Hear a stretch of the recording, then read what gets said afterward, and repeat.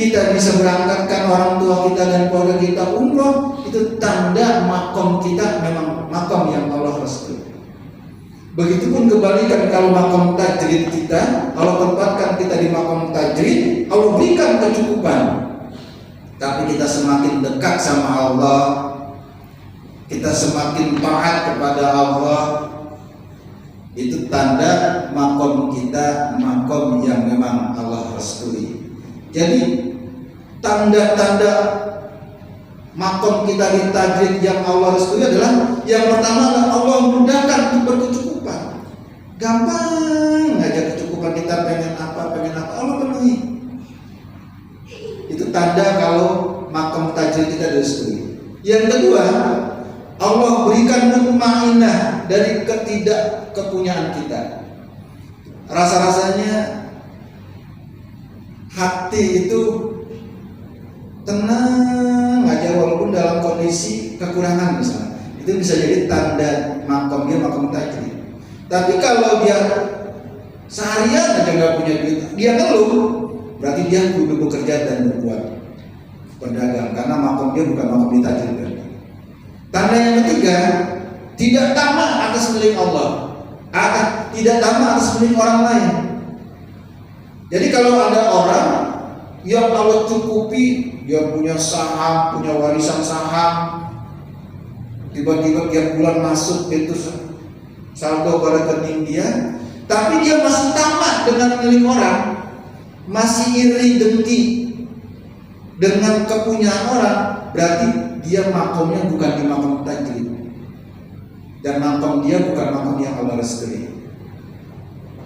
Jadi kalau ada orang potongan banyak berjejer, tapi dia masih tamak sama milik orang lain, nah berarti dia bukan makomnya bukan makom situ, dan makom dia bukan makom yang Allah restui.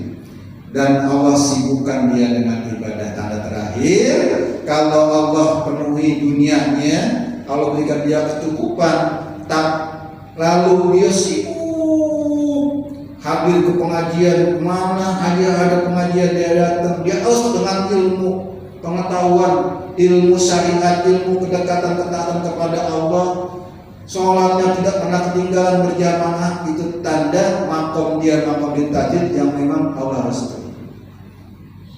Jadi kalau kita pengen pindah dari makom tajrid ke makom asbab, Allah sebenarnya sudah cukupi dia nih, tapi dia kepengen dagang. Kayaknya enak kalau dagang mie ayam untungnya banyak kali.